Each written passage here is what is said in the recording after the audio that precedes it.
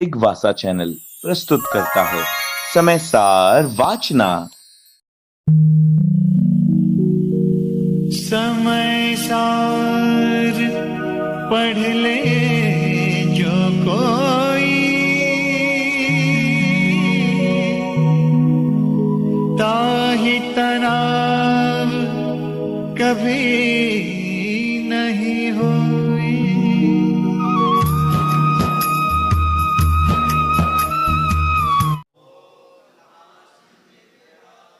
जय बोलिए त्रिकालवर्ती त्रैलोक्य पूज विश्वाराध्य पंच परमेष्टि भगवान की, अनंतानंत सिद्ध परमेष्टि भगवान की, वर्तमान जिन शासन श्री वर्धमान महावीर भगवान की, देवादिदेव विश्व प्रभु प्रथम तीर्थंकर श्री ऋषभदेव भगवान की, परम पूज्य कलिकाल सर्वज्ञ आचार्य भगवान श्री कुंद कुंद स्वामी मुनि महाराज की, परम पूज्य चारित्र चक्रवर्ती आचार्य भगवान श्री शांति सागर जी मुनि महाराज की, परम पूज्य सिद्धांत चक्रवर्ती छपक राज श्रोमणी आचार्य भगवान गुरुदेव श्री विद्यानंद जी मुनि महाराज की, विश्व कल्याणकारक अहिंसा प्रधान श्रीमद विश्व धर्म की,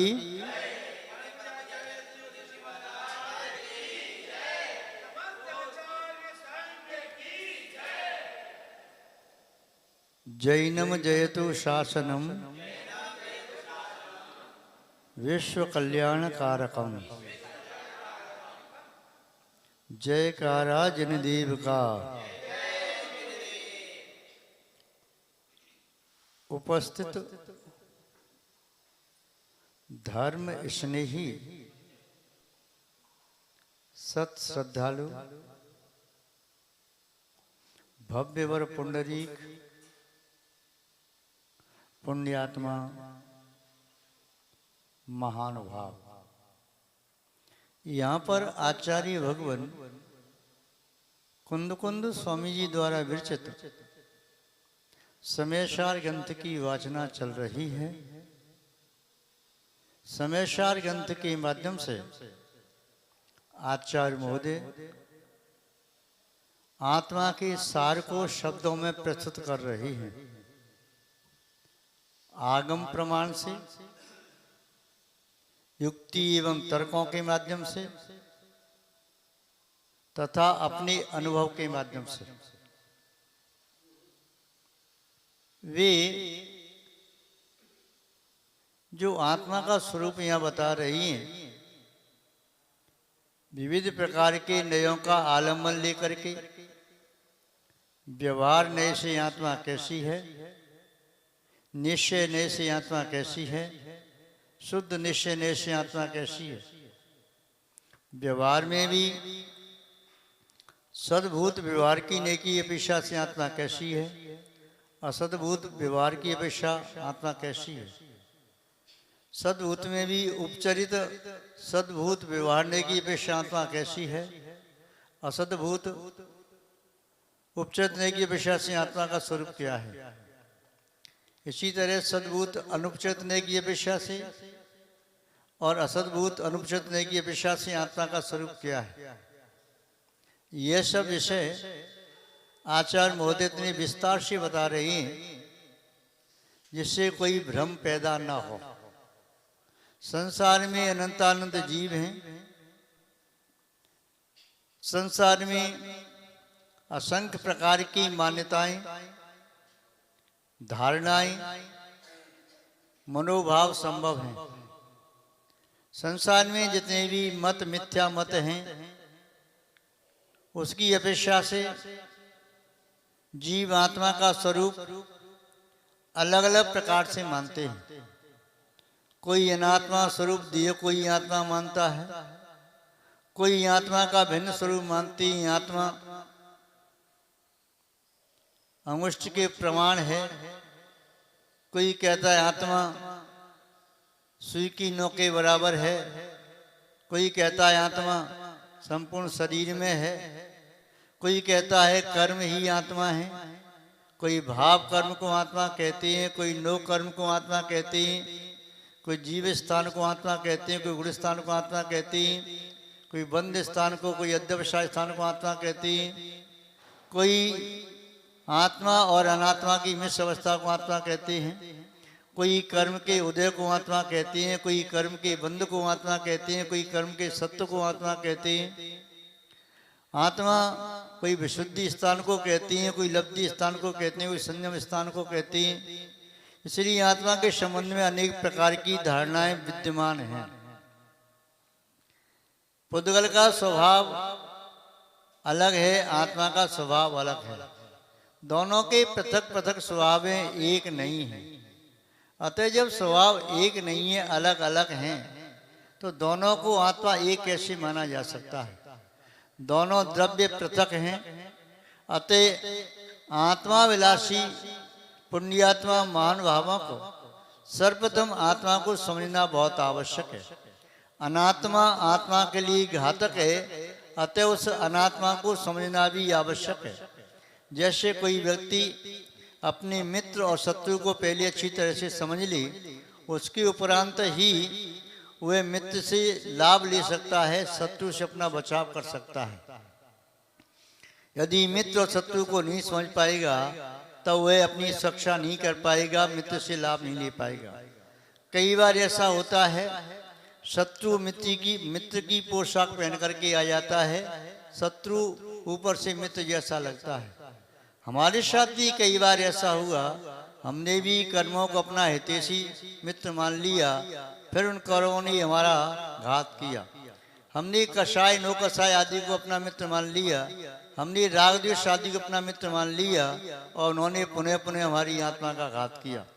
जो आत्मा का हित करने वाले वैराग्य, सम्यक दर्शन, सम्यक ज्ञान, सम्यक चारित्र व अन्य चेतना के जो गुण थे, उनको हमने विस्मृत कर दिया और उनको अहितकारी मान लिया। इसलिए पुनः पुनः संसार के दुखों को भोगते रहे। हमने अभी चेतन आत्मा का सही स्वरूप नहीं जाना। जो आत्मा शाश्वत है, कभी नष्ट नहीं हो सकती, उसका एक प्रदेश भी कम नहीं हो सकता, उसका एक प्रदेश भी बढ़ नहीं सकता। हमने इस नश्वर शरीर को अपना मान लिया, शाश्वत मान लिया, इसलिए शरीर के पोषण में निरंतर लगे रहे और शरीर का पोषण करते रहे। ये भूल गए कि ये शरीर तो पुनः नष्ट हो जाएगा। अनंत बार शरीर को प्राप्त किया है, अनंत बार शरीर का परित्याग किया है। यदि ये बात हमारी मन और मस्तिष्क में यदि विद्यमान हो जाती, चेतना के प्रदेशों में यदि ये ज्ञान आविर्भूत हो जाता, परद्रव्य सुद्रव्य का भेद हो जाता, तब निस्संदेह हम कर्मों की कारा से मुक्त हो जाते, हम भव भ्रमण से मुक्त हो जाते। तो हमने शरीर को, नश्वर शरीर को अविनश्वर जैसा मान लिया है, और हमने अविनश्वर आत्मा को नश्वर मान करके उसकी उपेक्षा कर दी है। एक फकीर भ्रमण करता हुआ किसी नगर के निकट आया। नगर के प्रथम भवनों में, मकानों में एक सामान्य गृहस्थ का मकान था। वह फकीर उस मकान के सामने आया। मकान का मालिक निकल करके बाहर आया और उसने कहा, महात्मा जी आओ, विराजो और मैं आपकी क्या सेवा करूं? जलपान ग्रहण करो, शुद्ध भोजन ग्रहण करो, कहने लगा। फकीर ने भी निरीह वृत्ति ऐसी फकीर की थी, संत महात्मा जैसा था। उसने कहा बस इतना ही पर्याप्त है। नहीं महात्मा जी, आप मेरी द्वारी तक आई हो तो मैं आपको ऐसे नहीं जाने दूंगा। यदि कहीं कोई संत महात्मा, साधु, धर्मात्मा किसी के द्वार तक आए और यदि बिना कुछ ग्रहण किए अनुग्रह कृपा की चला जाता है तो पुण्य क्षीण होता है, पाप की वृद्धि होती है। दिगंत दिगंबर साधु भी यदि किसी सावक के भवन के सामने से आहार की मुद्रा में निकल जाएं, उसके घर में सूतक पातक भी नहीं है, वह शुद्ध है, आहार देने की पात्रता रखता है, नहीं दे तो उसका पुण्य क्षीण होता है, और यदि आहार देता है तो उसका पाप क्षीण होता है, पुण्य की वृद्धि होती है। उसने बहुत सेवा आहूत की, उसकी पत्नी ने, उसकी दोनों बेटियां, उसका पुत्र उस फकीर की सेवा में लगे। फकीर बहुत तृप्त हुआ, बहुत संतुष्ट हुआ। फकीर ने कहा वाह, आप तो निस्संदेह पुण्य का फल भोग रही हो, बहुत अच्छे इंसान लगती हो, बड़ी भद्र प्रणामी हो। उसने कहा महात्मा जी ये नहीं रहेगा, ये नहीं रहेगा, ये सदा नहीं रहेगा। और उसने अपना दायां हाथ में दिखाया, उस पर लिखा था ये सदा नहीं रहेगा। बाएं हाथ पर लिखा था ये कभी नष्ट नहीं होगा। उस बाएं हाथ पर उसने बोली इसको मैंने आत्मा की अनुभूति पर माना। जब मुझे आत्मा की याद आती है तो मुझे लगता है ये कभी नष्ट नहीं होगा, और यहाँ देखता हूँ ये सदा नहीं रहेगा। दोनों हाथों को मैं देख लेता हूँ, ये मानता हूँ शरीर आदि पुद्गल है, परिग्रह सब नष्ट हो जाएगा, सदा नहीं रहेगा, आज है कल नहीं रहेगा। जब मुझे आत्मा का ख्याल आता है तो मैं देख लेता हूँ मेरी आत्मा शाश्वत है। निगोद अवस्था में भी थी, स्थावर अवस्था में, तस पर्याय में, विकलेंद्रिय में व सकलेंद्रिय में, नरक अवस्था में, त्यंच अवस्था में, मनुष्य अवस्था में, देव अवस्था में थी। आत्मा शाश्वत है, उसका एक प्रदेश भी आज तक कम नहीं हुआ, एक प्रदेश भी बढ़ नहीं सकता। इसलिए इन दोनों को देख करके मैं मस्त हो जाता हूँ। जो कुछ भी नष्ट होता है तो मैं देख लेता हूँ सदा नहीं रहेगा। अपनी मर्यादा के अनुसार वह पदार्थ नष्ट हो गया, मुझसे छूट गया, और मैं विचार करता हूँ जो छूटा है मुझसे वह मेरा नहीं था, जो छूटा है मुझसे वह मेरा नहीं था। ये भी सोचता हूँ मैं छूटा हूँ जिससे, मैं उसका नहीं था। जिससे मैं छूट गया मैं उसका नहीं था। पुद्गल से छूटा, चेतन चिन्ह से छूटा, मैं उसका नहीं था, उससे छूट के यहाँ आ गया। और जो मुझसे छूट के चला गया मैं उसका नहीं था, वह भी मेरा नहीं है। छूट गया तो मेरा कैसे हो सकता है। वह फकीर अपनी मस्त झूमता हुआ, अपनी मस्ती में कुछ गाता हुआ वहां से रवाना हो जाता है। संयोग की बात, कुछ दिनों के बाद वह फकीर पुनः उस दिशा की ओर आया। ये एक दूसरा छोटा सा गांव था। उस गांव में प्रवेश ही करना चाहता था। गांव के बाहर झोंपड़ी थी, उसे देखा तो झोंपड़ी में से वही व्यक्ति दिखाई दे गया जो 2 साल पहले उसे दिखाई दिया था। मानवा आप यहाँ पर? हाँ, इस झोंपड़ी में रहता हूँ और यहाँ के जमींदार के यहाँ सेवा करता हूँ। वह मेरा जो व्यापार था सब नष्ट हो गया, खेत वगैरह थे वह दुर्भिक्ष पड़ जाने से फसल नष्ट हो गई। इसलिए पाप कर्म के उद्देश्य से मैं उस गांव को छोड़ करके यहाँ पर आकर के जमींदार के यहाँ नौकरी करता हूँ। अच्छा, किंतु उस समय भी उस व्यक्ति के चेहरे बड़ी प्रसन्नता, बड़ा आनंद। पूछा कैसे हो? बोले आनंद है। बोले इस दुख में भी? बोले ये सदा नहीं रहेगा। बोले सदा नहीं रहेगा। बोले फिर कहता है मेरी आत्मा है, ये कभी नष्ट नहीं होगा। फकीर को बड़ा आश्चर्य हुआ, क्या इसका तत्व चिंतन है, क्या इसकी भावना है। ये तो गृहस्थ के वेश में भी यह साधु पुरुष है, और वह उसके प्रति अच्छी भावना भाता हुआ पुनः चला जाता है। संयोग की बात, कुछ दिनों के बाद पुनः वही फकीर घूमता घामता भ्रमण करता हुआ उसी ग्राम नगर में पुनः आ गया। देखता क्या है, राम में प्रवेश करता था तो प्रवेश करते समय वही व्यक्ति फिर मिल गया। उसके साथ 2-4 मित्र थे, 2-4 उसके सेवक अंगरक्षक थे, और बड़े रुतबे के साथ हो जा रहा। उसने देखा, वाह फकीर महात्मा जी आप आ गए। बोले आप? बोले हाँ महात्मा जी, ये मेरी कोठी है, हवेली है, ये मेरे बाग बगीचे हैं, ये 500-700 बीघा मेरे पास जमीन है, ये सब सेवक नौकर चाकर हैं। क्या हुआ? हुआ क्या, जिस जमींदार के यहाँ मैं काम करता था उसके कोई पुत्र नहीं था, और मैं उसकी सेवा की निस्वार्थ भावना से, तो उसने सारी संपत्ति मेरे नाम लिख दी। वह मृत्यु को प्राप्त हो गया, और उसकी पत्नी भी मृत्यु प्राप्त हो गई। वे 2 प्राणी थी, सब संपत्ति मुझे मिल गई। इसलिए वाह, वह तो तुम्हारे आनंद ही आनंद है। फिर उसने हाल दिखाया, ये सदा नहीं रहेगा। बोले ये भी सदा नहीं रहेगा। और दूसरा दिखाया, जो मैं हूं वह कभी नष्ट नहीं होगा। महात्मा की बात, महात्मा ने, फकीर ने उसकी बात सुनी, आश्चर्य हुआ। ये हर परिस्थिति में आनंदित रहता, ये दुखी नहीं होता। इसकी आंख में आंसू आते हैं, सुख के आंसू, जब देखो चेहरे पे मुस्कुराहट। बस ये कहता सदा नहीं रहेगा। संयोग की बात, कुछ दिनों बाद पुनः लौट करके वह महात्मा पुनः घूमते घामते एक दिन आया। देखता है कि वह हवेली ववेली कुछ नहीं है, और उसकी पत्नी थी। तो उस माता ने पूछा तुम वही हो ना जिसके पास मैं पहले आया था, तुम्हारा पति कहाँ है हुए? तो उसने कहा कि बेटियों की शादी हो गई, बेटा है, शादी के बाद न्यारा हो गया और मेरे पति का देहांत हो गया और भूकंप आया, सभी हवेली नष्ट हो गई। जमींदारी थी, खेत वगैरह थे, तो लोगों ने कब्जा कर लिया उनके जाने के उपरांत। कुछ नहीं बचा, मैं झोंपड़ी में पड़ी नजरें काट रही हूँ। किंतु आदमी बड़ा भला था। हाँ, वो चलते चलते भी यही कह के गई, मुझे समझा के गई, चिंता नहीं करना, कि सदा नहीं रहेगा। और पुनः कह के गई, अपनी आत्मा को कभी भूलना नहीं, ये आत्मा तेरी शाश्वत है। महानुभाव, ये रहस्य भेद जिसकी समझ में आ जाता है वह व्यक्ति कभी दुखी नहीं होता। तत्ववेत्ता कभी दुखी नहीं होता। तत्व ज्ञानी व्यक्ति को दुखी करना असंभव है। महानुभाव आचार्य महोदय यहाँ बता रही हैं कि आत्मा जिस समय तत्व ज्ञानी होता है उस समय उसकी प्रवृत्ति परिणति तत्व ज्ञानमय होती है। ज्ञानी की प्रवृत्ति ज्ञान में, अज्ञानी की प्रवृत्ति अज्ञान में होती है। अज्ञानी व्यक्ति कभी ज्ञान में प्रवृत्ति नहीं कर पाता और ज्ञानी प्रवृत्ति कभी ज्ञान में प्रवृत्ति नहीं करता। कैसे?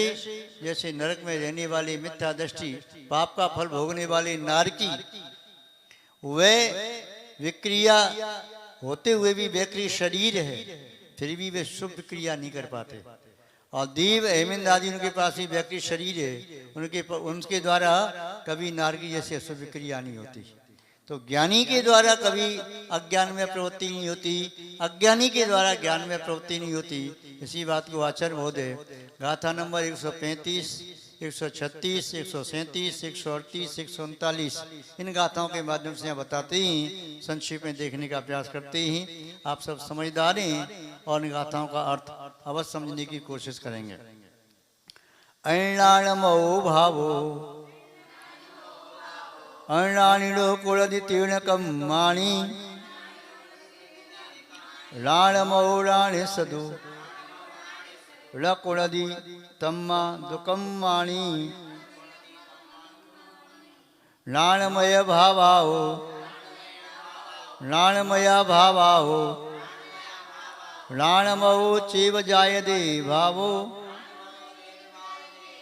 जम्मा तम्मा राणिस सब्बी भावादो प्राणमया अण्णाणमया भावा अण्णाणो चेव जायते भावो तम्मा सब्बी भावा अण्णाणमया अणानिस कणय मया भावादो जायन्ते कुंडलादया दयो भावो अय मयया भावादो जय जायन्ते तु कड़यादि अण्णाणमया भावा अणाणिनो भव्या विजायन्ते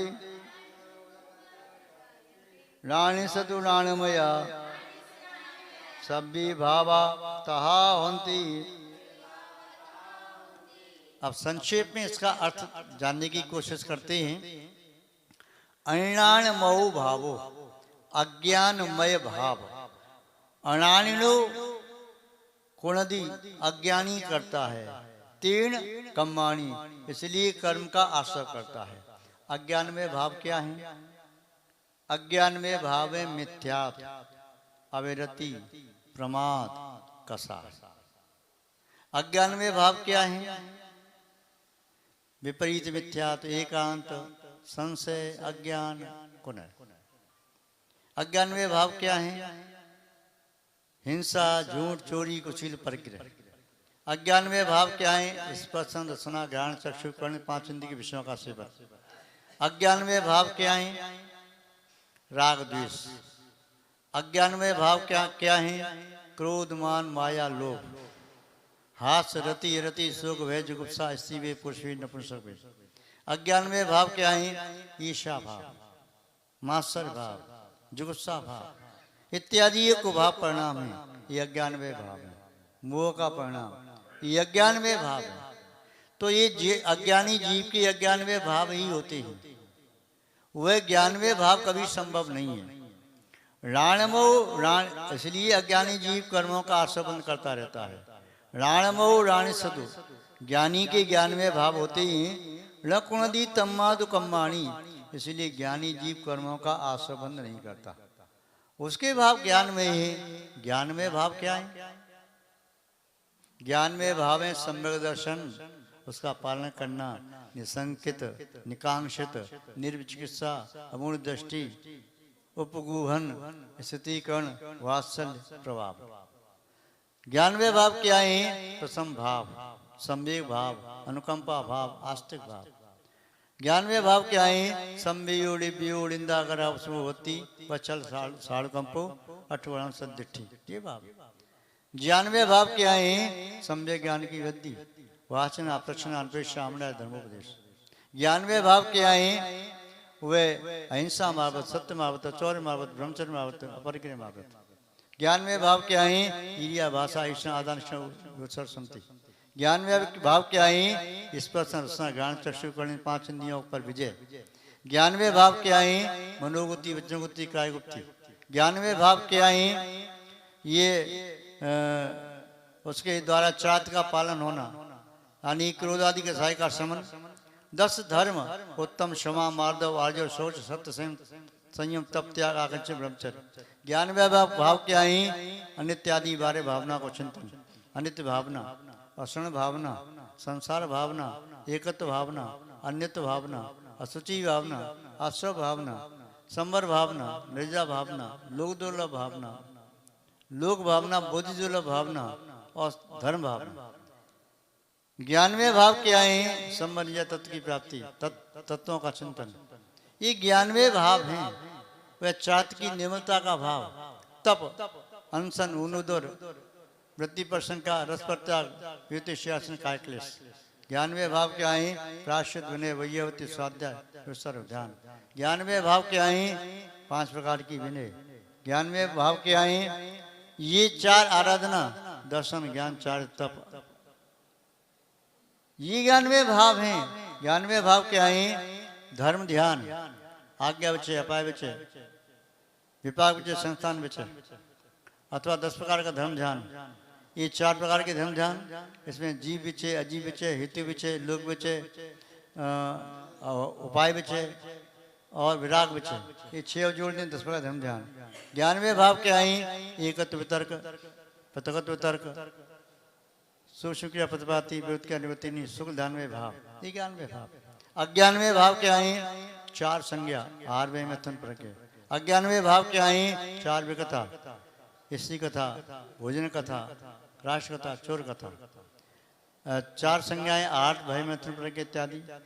अज्ञानवे भाव क्या है? 8 ध्यान, इष्ट वियोग, अनिष्ट, पीड़ा, चिंतन, निदान। अज्ञानवे भाव क्या है? 4 प्रकार का रौद्र ध्यान, हिंसा नदी, मशानंदी, शौर्यानंदी, प्रसन्न। तो अज्ञानी जीव के 91 भाव होते हैं, ज्ञानी जीव के 91 भाव होते हैं। तो अज्ञानी के मिथ्या दृष्टि के सम्यक दृष्टि जैसे भाव नहीं होते और सम्यक दृष्टि के मिथ्या दृष्टि से भाव नहीं होते। अवृत्ति के वृत्ति जैसे भाव नहीं होते, अवृत्ति के वृत्ति जैसे भाव नहीं होते। अप्रमत्त के प्रमत्त जैसे भाव नहीं होते, प्रमत्त के अप्रमत्त जैसे भाव नहीं होते। श्रेणीगत मुनियों के अश्रेणीगत मुनियों जैसे भाव नहीं होते, अश्रेणीगत मुनियों के श्रेणीगत जैसे भाव नहीं होते। सबक श्रेणी वाले मुनराज के वह अन्य भाव नहीं होते जो सबक श्रेणी वाले मुनराज को तो नहीं होते। केवली के भाव केवली जैसे होते हैं, अन्य नहीं होते। सिद्धों के भाव सिद्ध जैसे होते हैं, अन्य नहीं होते। यहाँ कह रहे अज्ञान में भाव जीव जब करता है तो कर्मों को करने वाला होता है। जब ये ज्ञान में भाव करता है तो चिंतन से, तो ज्ञान में भाव से कर्मों का बंध नहीं करता। आगे बता रहे हैं राणमया भावाओ राणमो चीव जायदे भावो। ज्ञानमय भावों से नियम से ज्ञानमय परिणति ही होती है। जैसे अमृत का कुंड भरा है, उसमें अमृत में परिणति होगी। मल का घट है, उसमें मल के घट में प्रवृत्ति होगी। क्षीर के सागर में क्षीर सागर की प्रवृत्ति होती है, उसमें परिणमन होता है। लवण समुद्र में लवण समुद्र जैसी प्रवृत्ति होती है। कालू नदी में कालू नदी जैसी जिसमें उसमें उसी परिणति होती है। वज्र है, हीरा, हीरा में परिणमन हो रहा है तो हीरा रूपी हो रहा है, कांच में परिणमन हो रहा है, कांच रूप हो रहा है। अंधकार में परिणमन हो रहा है, अंधकार में होता है, प्रकाश में परिणमन प्रकाश में होता है। तो ये परिणमन देवों में देव में होता है, नारकी में नारकी में होता है।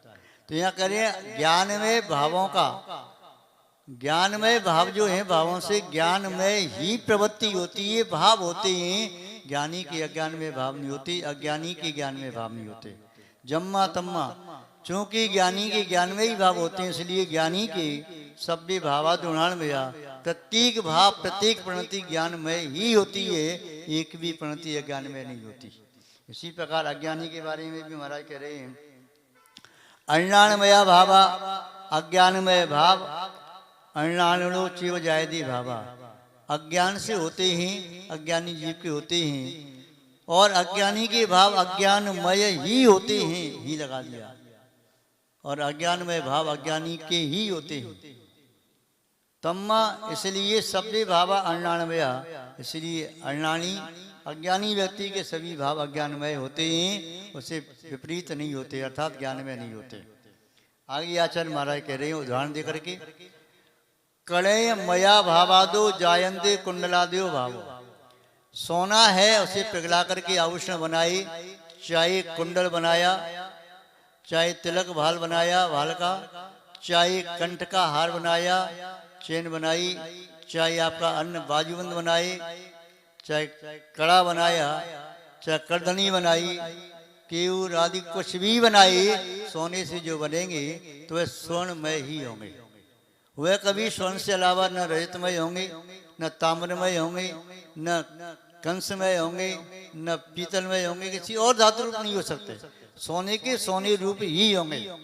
ऐसे ही अय मयया भावादो, लोहा है, लोहे से बने हुए जो भी अस्त्र शस्त्र हैं वह लोहमय ही होंगे, चाहे तलवार है, चाहे फावड़ा है, चाहे कुल्हाड़ी है, चाहे वह हंसिया है, दांती है, गड़सा है, जो भी है लोहे से बने हुए जो चीजें वह लोहमय होंगे, अन्य रूप नहीं हो सकते। तो यहाँ बताया कि नियम कह दिया कि सोने से बने हुए जो भी आभूषण वो स्वर्णमय होंगे, चाहे बर्तन आदि भी हैं, और लोहे से बने हुए लोहमय ही होंगे, जैसे अज्ञानी के अज्ञान में और ज्ञानी के ज्ञान में। अब अंत में इसका उपसंहार करते ही, अज्ञानमया भावा अज्ञानिनो भव्या जायन्ते। अज्ञान में भाव अज्ञानी जीव के अनेक प्रकार के होते हैं, संख्यात प्रकार के होते हैं, असंख्यात प्रकार के होते हैं, अनंत प्रकार के होते हैं, असंख्यात लोक प्रमाण होते हैं। राणे संत उड़ानव्या भावा, ज्ञानी पुरुष के ज्ञान में भाव भी संख्यात प्रकार के होते हैं, असंख्यात प्रकार के होते हैं, असंख्यात लोक प्रमाण होते हैं, इन प्रकार के होते हैं। सभी भावाता होते, ज्ञानी के सभी भाव ज्ञान में ही होते हैं। अतः ज्ञानी पुरुष जब ज्ञान में लीन होता है तो उसकी प्रवृत्ति ज्ञान में होती है, अज्ञानी पुरुष अज्ञान में डूबता है तो अज्ञान में प्रवृत्ति होती है। यदि कीचड़ में कोई पड़ा है तो उसे कीचड़ की अनुभूति हो रही है, और यदि चंदन का लेप कर रहा है तो चंदन की अनुभूति होती है। चंदन के कीचड़ में है कर्दम में तो चंदन की अनुभूति, स्वच्छ जल में स्वच्छ जल की अनुभूति, मलिन जल में मलिन जल की अनुभूति, खाली जल में खाली जल की अनुभूति, गर्म जल है तो गर्म जल की अनुभूति, शीतल जल तो शीतल की अनुभूति। ऐसे ज्ञानी की अनुभूति और अज्ञानी की अनुभूति में बहुत अंतर होता है। वायु प्रवृत्ति में दोनों की प्रवृत्ति एक जैसी दिखाई दे सकती है, वायु प्रवृत्ति दोनों की एक जैसी दिखाई दे सकती है, फिर भी ज्ञानी और अज्ञानी के अंतर प्रवृत्ति में बहुत अंतर होता है। ज्ञानी जो है निश्चय ज्ञानी, सम्यक दर्शन सम्यक ज्ञान समाचार अभेद रूप जिन्हें प्राप्त हो गया, निश्चय रत्न से युक्त हैं। ऐसे ज्ञानी पुरुष की प्रवृत्ति मनुष्य की प्रवृत्ति कर्म निद्रा की हेतु है। ज्ञानी की भोग प्रवृत्ति कर्म निद्रा हित है, अज्ञानी को वही कर्म बंध फल देत है। अज्ञानी वही प्रवृत्ति करता है। आप सुनते हैं आंख कान मुख नासिका सबके एक ही ठोर, कहना सुनना निरखना चतुरों का कुछ और। चतुर पुरुषों की प्रवृत्ति कुछ और होती है, मूर्खों की कुछ और होती है। अतः ज्ञानी की प्रवृत्ति और है, अज्ञानी की और है। चाहे शरीर दोनों का एक जैसा है, फिर भी मनोभावों में महानंतर है। ज्ञानी भी गमन कर रहा है, यानी मुनि महाराज भी गमन कर रहे हैं, अज्ञानी भी गमन कर रहा है। ज्ञानी गमन करते करते निर्जरा समर को प्राप्त कर रहा है, ज्ञानी वह कर्म बंध को प्राप्त कर रहा है। ज्ञानी भी भोजन करता है, अज्ञानी भी कर रहा है। तो ज्ञानी आहार करते करते भी संबंधिता को प्राप्त कर रहा है, पुण्य बंध को प्राप्त कर रहा है, अज्ञानी पाप बंध को प्राप्त कर रहा है। इसी प्रकार से अन्य प्रवृत्तियां भी हैं। तो ज्ञानी अज्ञानी की प्रवृत्ति वायु रूप से एक जैसी दिखाई देने के बावजूद भी अंतरंग में बहुत अंतर है, उनके परिणाम में और उनके परिणाम में, उनके वो परिणाम के फल में बहुत अंतर होता है। ये आचार्य महोदय ने संक्षेप में यहाँ पर भावों की बात कही, विस्तार से अपने आगे कभी देखना चाहिए। आज बस इतना ही पर्याप्त समझते हैं। जय बोलिए श्री शांतिनाथ भगवान की, पूज्य आचार्य भगवान गुरुदेव श्री विद्यानंद जी मुनि महाराज की, अहिंसामय विश्व धर्म की।